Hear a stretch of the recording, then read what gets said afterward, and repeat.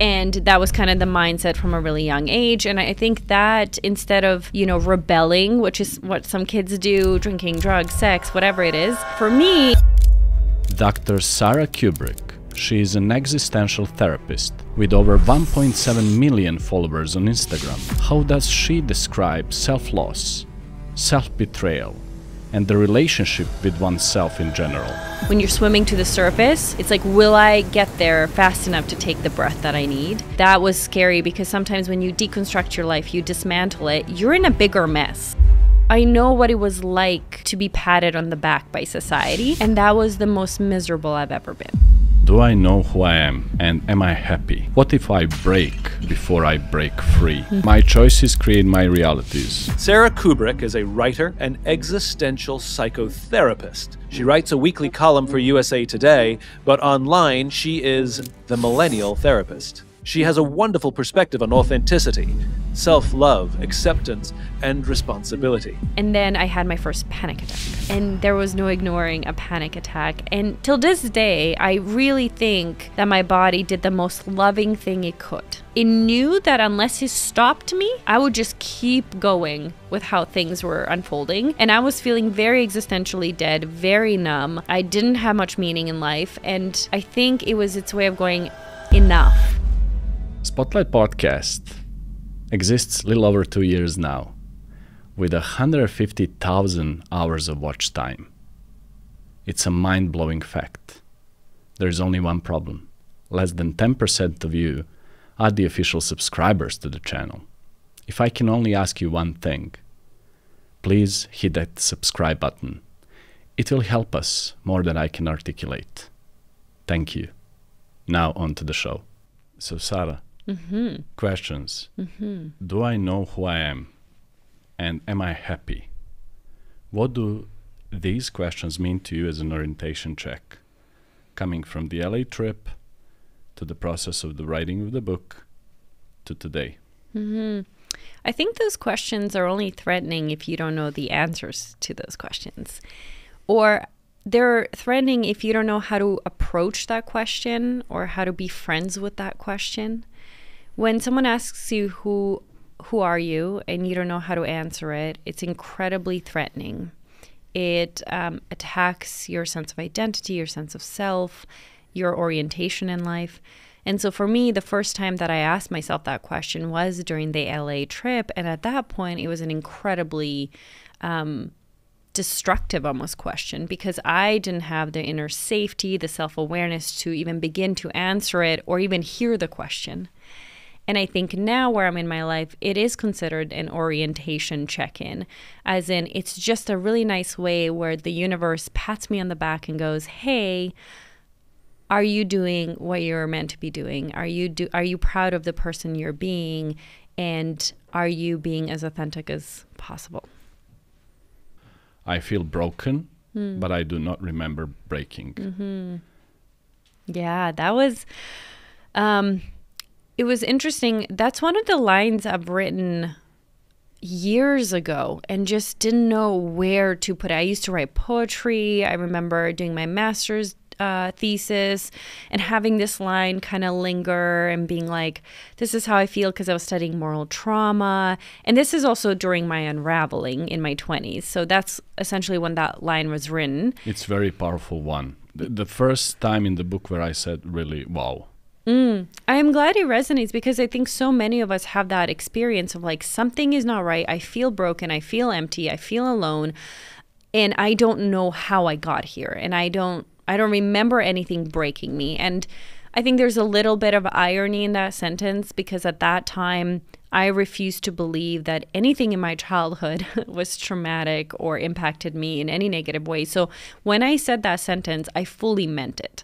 I was oblivious to all the things that have contributed to me feeling broken. And it was a really confusing and disorienting and scary moment in my life.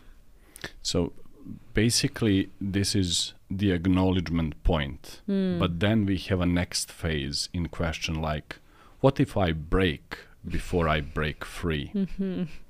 Yeah. I also like that line. I know I wrote it, but I really like that line because I still feel that way sometimes. It's breaking in that particular moment for me, it was like I felt I needed to start over. I needed to dismantle a lot of beliefs I had. I needed to heal from trauma. I needed to leave relationships. I needed to set boundaries. I needed to deconstruct my entire existence. And it was almost like a timing thing. Like, will I be able to deconstruct it in time to survive? Or what if during the deconstruction I can't handle it? I hit the rock bottom. Exactly. And I can't handle it anymore. It's almost like when you're swimming to the surface, it's like, will I get there fast enough to take the breath that I need? And that was scary because sometimes when you deconstruct your life, you dismantle it, you're in a bigger mess than when you started. But sometimes it has to get messier before you can actually construct something that you truly want. Before it gets better. Exactly. It needs to have a phase of not so good times. Of course, you need It will get worse before it gets better. I do say that to my clients all the time. It will get worse before it gets better, which I'm not sure people want to hear that. To hear from their therapist. But what I mean by that is you're going to face yourself in a really new way. You're going to have to do a lot of difficult things to live the life you want. And so before you get to this healing or process, like this healing, this goal, I'll say goal just because people come to therapy and say goals, but before you reach the goal, you're going to have to do a lot of things that don't feel good. And I think everyone assumes that therapy is always going to feel good and you're going to walk away from every session just feeling so much better. And that's not always true. And that's not really the job of the therapist. And so I like to warn people. My choices create my realities. Again, a profoundly acknowledge a frequently overlooked fact, or should I say a possibility. Can you comment this statement as well? I think this statement was trying to push back on the self-victimization reality we sometimes have, and to realize that the reality we live in, yes, there is factors that we can't control, but it's also an accumulation of our choices. And that's the part I really wanted to focus on because I think responsibility is so incredibly important. Responsibility is something that I think saved my life.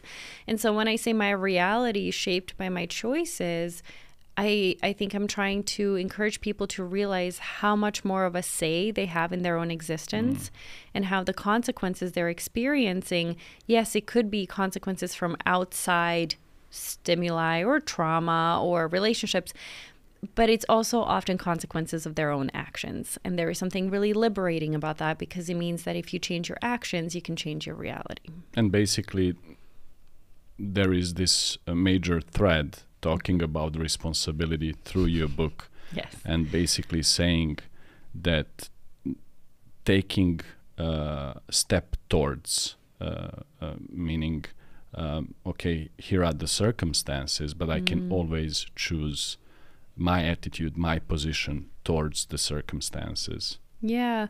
Responsibility is a really important word for me. And I mean, it's why the book is called It's on Me. And someone said, if you can be known for any word, what would it be? And I said, well, definitely responsibility. And I forgot what you said. You said something great. And I'm going to back to responsibility many times in this podcast. So society's badges of honor, another theme that I wanted to open with you here. Can you tell me what are these society's badges of honor?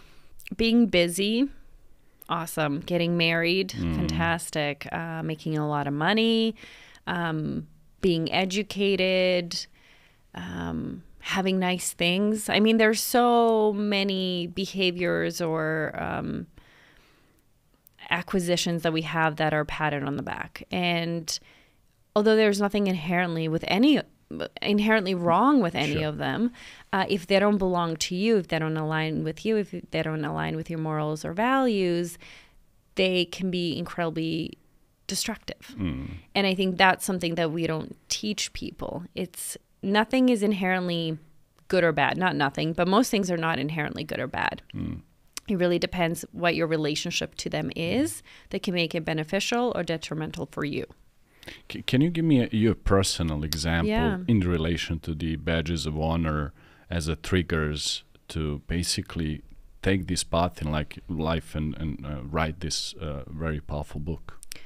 Yeah, so for me, I think in my early 20s, I was kind of an overachiever.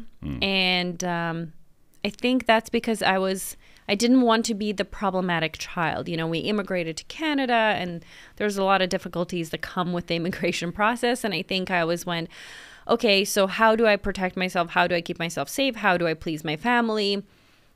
And that was kind of the mindset from a really young age. And I think that instead of, you know, rebelling, which is what some kids do, drinking, drugs, sex, whatever it is, for me, it was just trying to be as perfect as possible.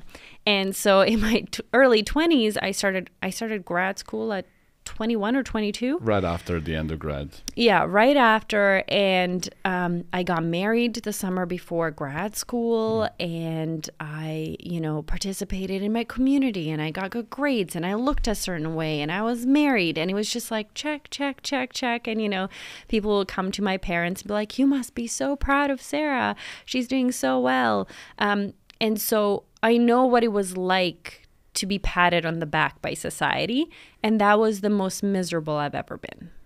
When you say something like please your family, I do relate to this in sense of grade and achievement connected to academia.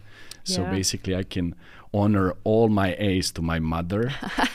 I really doubt how much I would care unless I know that she cared a lot. But you know what's really weird? My parents didn't care. My parents didn't even care if I went to college. They didn't care if I went to grad school. They did not care that I got... Like, they care as in they're so proud of me. My parents put zero pressure on me. It was completely internalized narratives where I was like, how can I make them proud? What can I do that's good for them? But they never asked me to do that. Ever. Amazing. Even before my doctorate or now before my postdoc, they were like, seriously, Sara, can you not? Like, they're like, just chill out. Have a nice life. So no, that's the strange thing. There was no actual pressure from them. There was zero pressure from them. They're very wonderful parents. And that's kind of the interesting thing. Sometimes the external pressure is there and sometimes it's just imagined. So I have here in my notes an intersection of possibility and necessity. Look in the mirror example, just to give you a hint. I think because existentialists are known to talk about freedom a lot, people come back and go, well, I'm not free to do absolutely anything. And there's limitations because I've experienced certain things. And I go, absolutely. And that needs to be honored. And that is honored in existential philosophy in terms of we have, as you just said, necessity, the givens and the possibility or the necessity. Yeah. And the wonderful thing about that is it says, you are free to do with what has been done to you. That's me rephrasing Sartre. So we all have constraints. We're not free to do anything. I can't be taller than I am. I have to eat.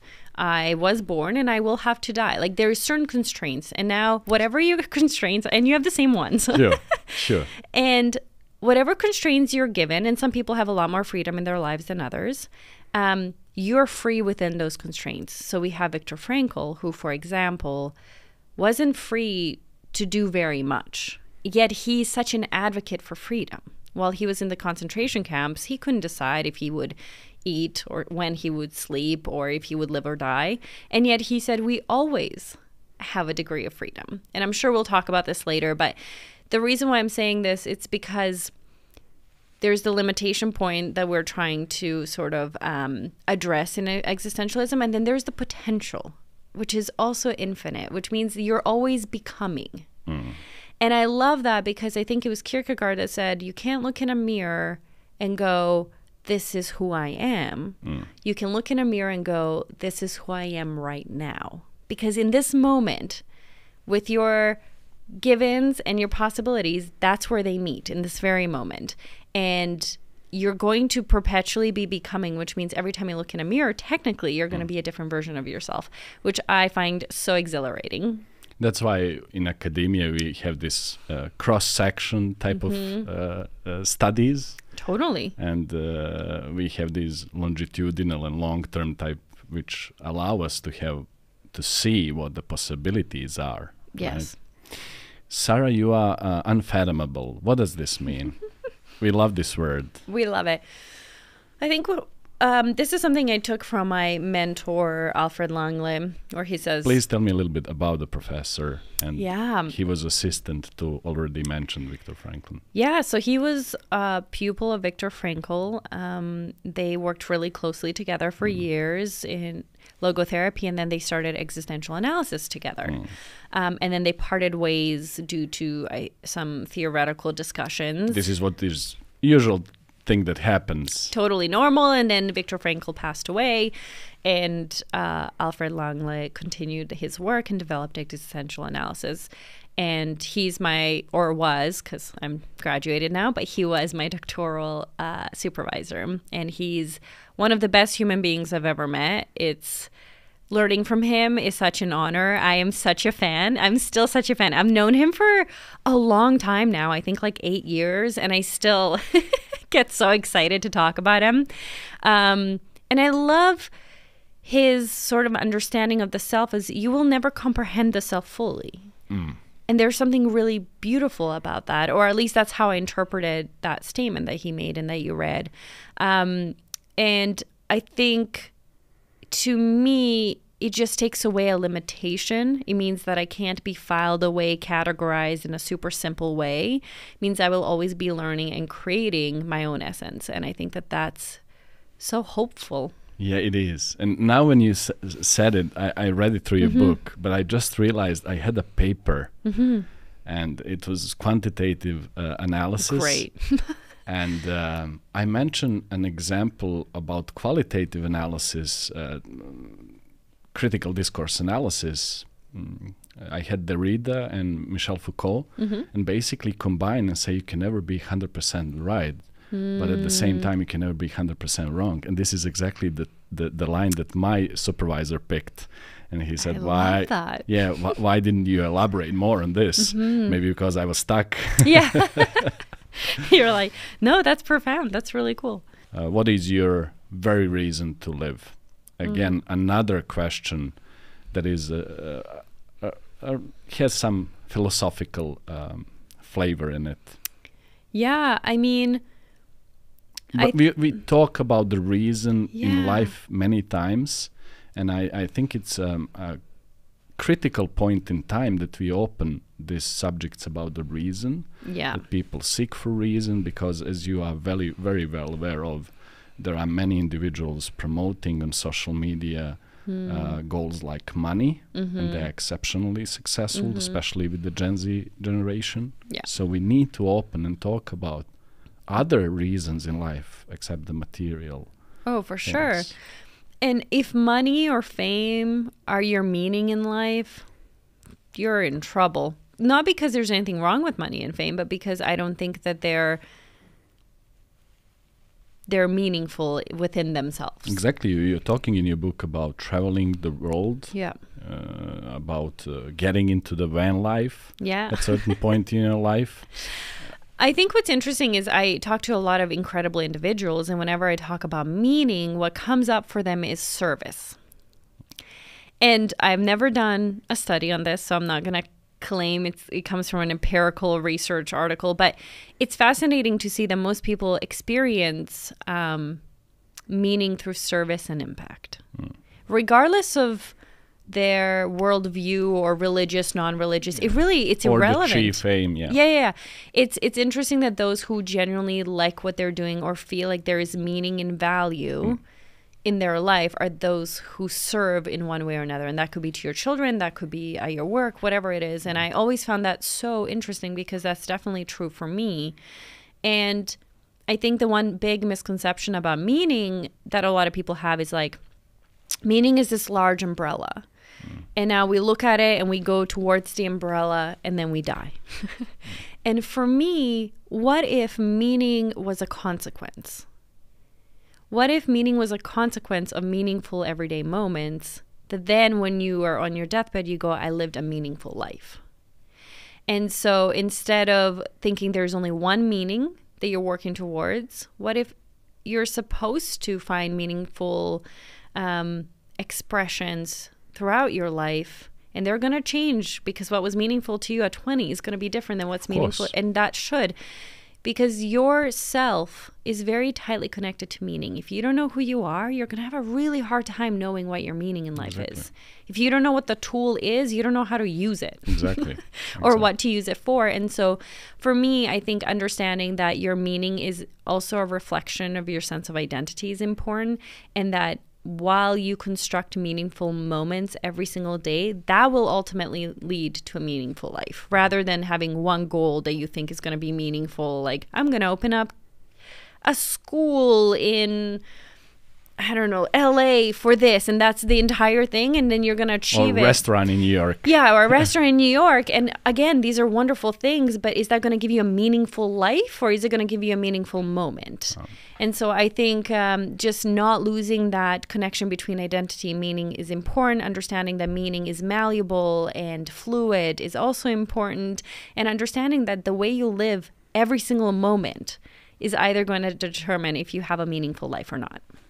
Yeah, the one that has a why in life can bear almost anyhow. Almost anyhow. But when you mention tools, I do remember this line from the studies. The one with the hammer, every problem looks like a stone or a rock, or nail or yeah, whatever it is. Yeah, totally, 100%. Yeah. Okay, tell me about the elephant rope motivational story. Yeah, and I mean... And how it relates to... me. Yeah. How it relates to me. Exactly. So I think because of, surviving the wars in the Balkans, which we're in Serbia right now, so a lot of people here can relate to or not. Bosnian War, early and 90s, then bombing, 99. Yeah, NATO bombing. So, and I think what happened at that time in my very young brain was that I went into self-preservation rather than self-awareness or self-exploration or self-expression. How does the self-preservation mode look like? It looks like, for me, it looked like zero attunement. So I didn't pay attention to my emotions. I didn't express my emotions. I did everything out of a need for survival or safety. Even my badges of honor were a direct consequence of something like that. And so I just didn't stray in any way. And I was like, okay, so I'm preserving myself. And that went on till my early 20s. Okay, we're talking a long time. And that's the elephant in the rope. So elephants, when they're young, they have a rope around their foot that's tied to a wooden stick that's in the ground. And they try to tug and then they can't. And then they learn helplessness. They learn that no matter how hard they tug, they're going to be stuck. So when they're grown up, huge elephants that could easily pull the stick out of the ground, they don't even try, because in their head, they can't move. They're stuck, and they're going to be kind of a victim to this restraint. And that's how I felt. I felt that I shouldn't try to pull away, to free myself from what has happened, or to try to live in a different way. I just was really stuck in like, this is how my life has to be. This is all there is to it. Try to numb out as much as possible, so that you're doing all the right things and your feelings don't get in the way. And that's kind of what I did. I became a victim to myself and my false beliefs rather than to an actual outside entity or even an actual threat. Tell me about the false beliefs when you mentioned them, the deceiving nature of false beliefs. Yeah. And I mean, I think I gave them so much power because I thought they would protect me. But, I believed that... there's so many here. I believe that people weren't safe. And that's still something that I struggle with. I have trust issues, and I've worked on it for a really long time, and it's probably better than it's ever been. But I had such trust issues. And so I felt like I had to do everything on my own, and I had to, bear all the feelings and the consequences, and I couldn't ask anyone for help, and that asking for help was a weakness, another negative and unhelpful belief. And so there was just so many of them that came from fear that left me feeling incredibly isolated and then overburdened, because I couldn't handle it all on my own, because one human can't. You need support. And then I felt incredibly isolated and alone. And that lasted a long time until I essentially broke down. Just for a little context, we are talking about the time in Canada now. Yeah. And tell me, you just touch on this a little bit, but I would like you to expand if possible. Just to tell me a little bit about the loneliness and solitude in this very stage, and connection with other people, meaning with your peers, with other people in Canada. You talk a lot about the certain things they tell you as a foreigner, as an immigrant. If you immigrants don't like it here, you just better go home. Tell me a little bit about this. I mean, statements like that definitely didn't help. And I would say a large majority of people didn't treat you that way at all. But once in a while, exactly, you would get individuals that were like, unless you conform to the way we think about things, and unless you start to like what we like, and unless you start to act the way we act, why don't you go back home, meaning Serbia. And that was incredibly hard for me to hear, because Serbia didn't feel like home.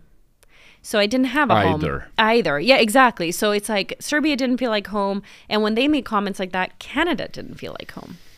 So then you go, where am I supposed to go? I don't understand.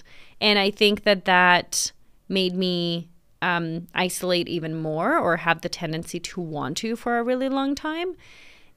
And then I realized that, they're just being very mean, and that very rude. Very rude, and that it's okay, and that my home doesn't have to be one single place. But it definitely put me in a difficult position, and it made it feel more isolating until you talk to pretty much any other immigrant, and then you go, oh, we all feel this. And that was really cool to realize that I wasn't alone. But that took me to have the bravery to say it to someone, and to be like, hey, someone made this comment, it made me feel sad, or it made me really angry, and they go, wow, me too. And that was a cool turning point for me, rather than just keeping it for myself and trying so hard to be even more Canadian just to prove a point that I belong there. As I mentioned multiple times throughout this conversation, I'm a huge fan of a lot of your lines, so I've been quoting you for quite some time. Love it. You see a clown, okay, no problem, I'll be a clown. We already talked about this, but I want the audience to be aware. Once you label me, you negate me. You talked about the Soren Kierkegaard. Quote, Kierkegaard's, yeah. Kierkegaard, Soren Kierkegaard. Quote. Yes, quite the name.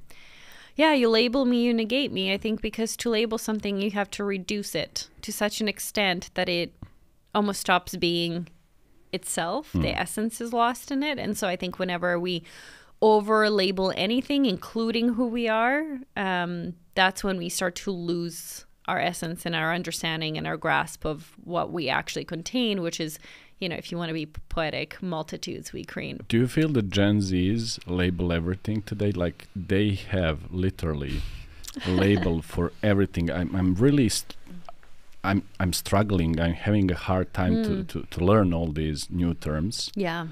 So what about labeling? Okay, of course, we were born and raised under certain circumstances when we were not quite familiar with, terms like anxiety and self-loss, why not? And all of a sudden, we have all these terms uttered to Gen Zs and spread it around by this generation. What do you think about this in general? I mean, I like vocabulary in terms of increasing knowledge and understanding. I wish someone told me the phrase self-loss a decade ago. It would have helped me. But I think that a lot of psychological terminology has been weaponized and misused. Tell me about it, this a little bit, about your feeling about it. Yeah, I think that, everyone's like, oh, I was so traumatized. Exactly. Or I'm so anxious. Do you feel that we became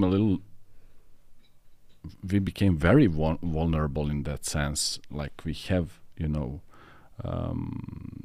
these labels for everything and maybe over-exaggerate in a certain moments. Yeah, I feel that people are misusing it. So, you were late, you were probably not traumatized. Chances are you didn't actually experience trauma. You're nervous because you're going on stage doesn't mean you're anxious or struggling with anxiety, right?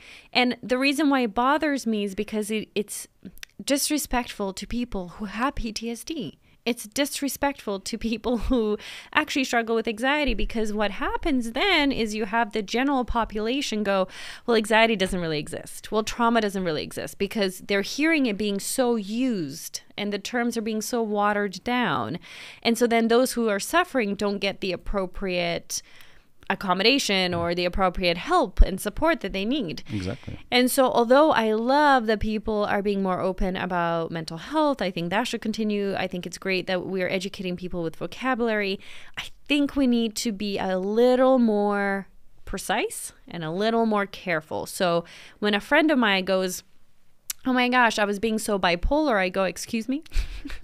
And they're like, I'm not even sure myself what's the exact meaning. And it's like, or they're like, oh, I'm feeling really OCD, or like, yeah, that meal was so bad, it was traumatizing. And it's like, no, we're not going to do that. And I catch myself wanting to do that. I think that's where the issues are. Other than that, I think it's great that Gen Z out of any population is finally willing to talk about mental health. And I think that that's great. And there's something we can learn from them in that regard. 100%.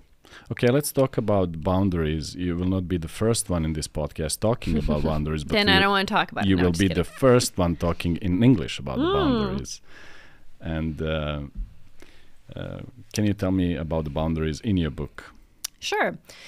So I think a lot of people read content online and then try to set boundaries. And they will read a boundary that sounds really nice and then try to say it.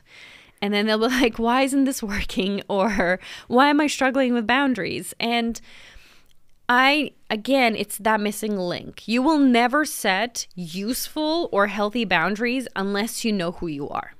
To me, boundaries are an outline of yourself. And if you don't know what yourself looks like, you're not going to know how to draw an outline. It's as simple as that. Boundaries are there to help connect and protect. And you won't know how to connect or protect if you don't know what you're connecting or protecting.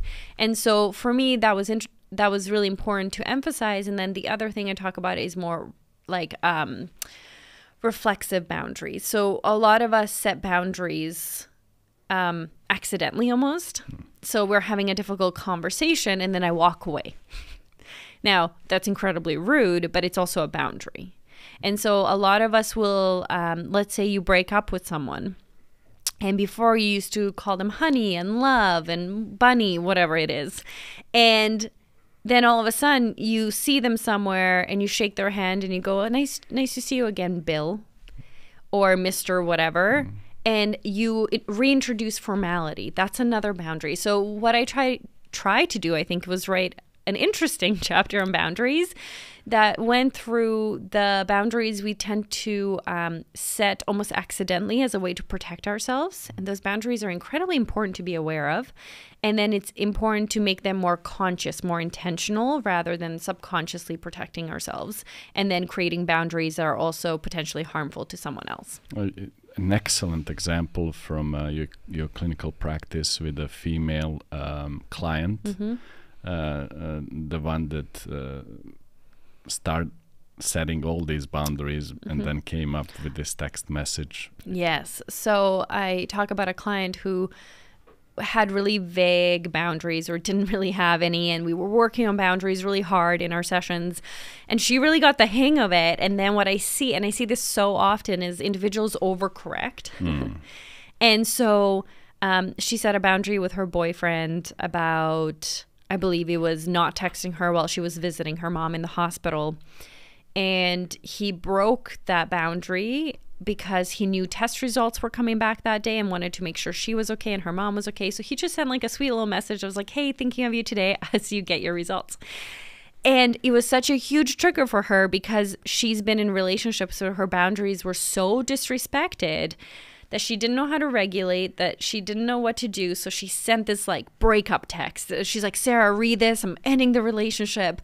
And I think that's, first of all, I was so proud of her for being willing to end a relationship for a violation of boundary. As in, like, you have really come a long way. For someone 2 months down the road who has no boundaries exactly. whatsoever, So it's like, wow, congratulations, awesome. And let's talk about context. Let's talk about what's happening for you right now. Let's talk about appropriately responding. Let's talk about honoring that connection. And I think boundaries need to be contextual. You can just have a boundary that's the same for everyone every time. And so nuance, I think, is something I was trying to show with that story. Excellent one. How to recognize a walking billboard of his or her own wounds. I think there I was talking about how we tend to over-identify with wounds sometimes. And we take on labels. It goes back to labels of like, you got divorced, now you're a divorcee. You dropped out of school, now you're, dropout. You, cheated, now you're a cheater. Tell me this in relation to the conduct. Yeah. I need you to differentiate for our listeners. Oh, yeah. I don't think that does not need to become your identity just because it was your action. Very important. Super important. Now, I think if you keep doing it, it's eventually going to be the way you express yourself, which means eventually it's going to become who you are. Part of your identity. Part of your identity. But I think we take it so seriously, and sometimes it's out of guilt, it's out of shame, it's because other people are imposing it on us. And the reality is you can go, yeah, I cheated. I'm not a cheater. Yes, I got a divorce, but I never introduced myself. Hi, I'm Sara Kuburic. I'm a divorcee. Like, I do not feel like that is a part of my identity. But I do embrace the consequences. But I embrace the consequences. I take responsibility. I don't pretend it didn't happen. And so I think in order to construct your sense of self, you sometimes have to let go of everything that you're not. And sometimes in letting go of everything you're not, you'll have to start releasing all the labels that you or other people have imposed on you. Excellent. Let's say the body also has one huge chapter in your book. It's my favorite chapter to write. Tell me something about body as a social currency today. I think we have cheapened what the body means. First of all, I think a lot of us believe that the body is just something you have and own rather than who you are. Your body is who you are. And so we have cheapened it that way, which makes it easier to use it as a currency. And the way we use it as a currency is, oh my God, I'll give you my body, you'll give me love. I will look a certain way and then you'll give me a job. There's just so much in the way that we use it as a tool or, as a currency to get what we think we need. And we're so willing to sacrifice it and give it on loan or misuse it because we think what we're receiving is of more worth than our own body. And that will never be the case. And so I think in that chapter, I was really trying to getting people to change how they treat their body. You can't target the behavior. You have to target the beliefs they have about their body. So until you start to value your body, you're not going to respect it. You're not going to try to treat it differently. And so for me, it was just really important to show people, like, look how much value it has. This is how seriously you need to be treating it and conceptualizing it. And now, hopefully, that will impact your everyday actions. And also, you talk a lot about listening to your own body. Oh my God, yeah. I never used to do that, ever, until my panic attack. Exactly. I just wanted to put you in that position. Yeah. Well done. No, I used to ignore my body aggressively. Like, I worked out too hard. I didn't always eat well. Whatever it was. And I didn't feel like I had a relationship with it at all. It was just kind of there. And I think looking back, my body was trying to slowly give me some signs and hints that things weren't okay in my life. And I would ignore it. And then I had my first panic attack.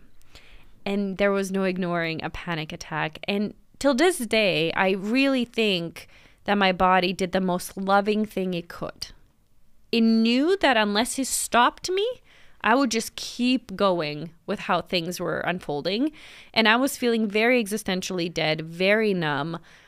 I didn't have much meaning in life. And I think it was its way of going, enough. And the only way you could have stopped me was doing something super drastic where it made me not be able to function, maybe not be able to drive, maybe not be able to leave my room for a time, you know, when the attacks were so frequent and so intense. And so that was my body communicating. And I remember at first I was really upset, and it made me trust my body less. I went, oh my gosh, she's hurting me for no reason. She's so mean. She took away my freedom. She is, I mean, I want to die, essentially. Like, it was so bad. And then it took time for me to go, oh, to understand that what he did was like a love message. Now, for anyone who's listening and they're going through a panic attack, I understand it does not feel like a love message right now, and maybe not for all would this be the case. But for me, genuinely, that was the thing that kind of changed the course of my life. And without it, oh my God, my life would be so different than it is today. Can you tell me, at least in a time frame, this reconciliation process with your body? How long usually does it take for a person to get to the balance of any kind? I think it really depends what your relationship to your body is. Yeah, it's a gross generalization, I know, but yeah, I mean, for me, and I'll just speak for me, I probably took about 1.5 years for me to stop, or 2 years to stop having pretty severe anxiety and panic attacks. And then after that, it took a couple of years to start to be close to it, to listen to it, to treat it differently. So it took years for me to reestablish. But the thing is, I never had a great relationship to my body to begin with. In terms of, again, when I was young, I just completely shut down emotionally, physically, just mentally. I was like, everything else was just off.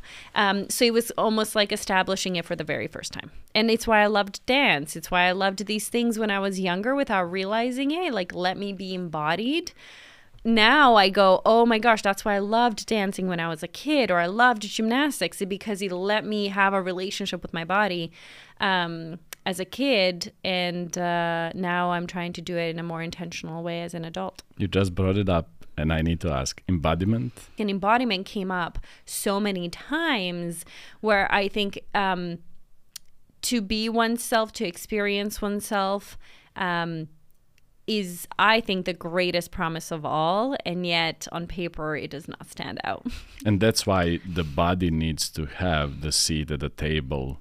It needs to have a seat at the table. It needs to be part of the conversation. Your body gives you so many cues, and we just don't listen to it. We ignore it. And I always give this analogy. Not listening to your body is like watching a foreign film without subtitles. And you like kind of understand what's happening. Kind of, you have an idea, but and then pretty vague one. Yeah, a vague one. And then the subtitles come in and you're like, oh. And that's the feeling you get when you invite your body to the table. It's like everything kind of made sense, and then all of a sudden it's clear. And I think there's something really cool. Thanks. Why do emotions linger? You talk very much about emotions, and from the scientifical part, and yet again from the theoretical and more practical. Why do they linger for so long, even though they last for 90 seconds? Yeah. Physiological lifespan, I think, of emotions is around and up to 90 seconds. It's because we re-trigger the emotion. We retell ourselves a particular narrative that then brings up the emotion again. And so for the first 90 seconds, I would say, okay, maybe you have no control and no responsibility over it. And then after the first 90 seconds, it's arguable, because it's like, was it a choice? Can you take responsibility for the fact that you keep re-triggering yourself? So if you're mad about something 17 years later, whose responsibility is that? Or even 7 hours. Even 7 hours. Yeah, this is something that really dawns on me a lot, because to a Balkan male, words like rage, quite common. Yeah. And as you said, if you know that the emotions last 90 seconds, so what about the additional 3 hours? Where does this come from? Yeah, I mean, again, it's narrative. What are you retelling yourself the same story? Are you replaying what just happened? Are you not choosing to change your attitude? Are you not choosing to resolve the issue? So Is a common narratives of such a super common, and I understand why it happens, but I think for me, something that I talk about a lot with my clients is anger comes from there's 3 reasons for anger. One is we experience a threat, one is a boundary was violated, and one is a need wasn't met. And I love it. If you're angry and you keep being angry, just go through the 3. I'm hungry. Yeah. Or something as basic as like physiological, but like, honey, you're hungry. Let's eat and then let's eat and then let's resume. Yeah. But I think people don't think there's any reflection to be done with anger. They don't think that anger is a positive emotion. And so I think if everyone stopped and went, why am I really angry, and changed that narrative, they wouldn't be, raging 7 hours later. So I heard you have an event in Belgrade. Tell us more about the event. Can you say the location? So the location is Madlenianum. Yes. From 6 to 8. Yes, Saturday night, April 20th. And the topic is It's on Me, as the book title. And really, it's going to be a talk that helps people hopefully stop sleepwalking through their life. Realize the patterns that they have, maybe some self-sabotage tendencies, and help them live a life they want. And then the next day, we have an all-day workshop, which I'm really excited about. That's April 21st. And I'm going to be talking about how to build self-awareness, how to declutter your life so you can start creating your sense of self, and then how to set those boundaries and communicate. So basically, first day 2-hour lecture, the following day 10 to 5. 10 to 5, all-day workshop. All-day workshop. Excellent. I'm very excited. Thank you so much for coming to Spotlight Podcast. Thank you for having me. It was my sincere pleasure. You know what I think about you and your book. I already expressed it multiple times. If you allow me, I would finish this episode the way you basically finish your book. I love that.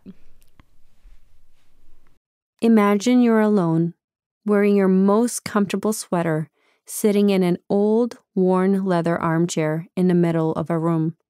Your body fits perfectly in the chair, and with a deep breath, you sink into the comfort. Next to you is a coffee table, clean and smooth, holding numerous books with cracked spines and folded pages marking your favorite passages. You hold your full, warm cup of coffee, or tea, or matcha, pick your passion, and take a sip. Feeling the richness of the flavor dance on your tongue. A vintage green lamp next to you is shining its soft light, illuminating your surroundings, assisted by the soothing, crackling flames in the fireplace. A cool breeze from the slightly open window grazes your cheek. You feel relaxed, yet wide awake, calm, yet energized and excited. Suddenly, you notice a small ember jolt off a piece of firewood and land on your rug. You immediately understand that unless you choose to stand up and extinguish the spark, your whole existence is in danger. The home and life you built will burn to the ground. Nothing takes precedence. You get up and extinguish it. When you pass by the spot the next day, you notice that there is a faint mark on your rug, reminding you of that one time you almost lost everything, but didn't, because you were aware and deliberate. Allow yourself to exist in the here, in the now. Become, be.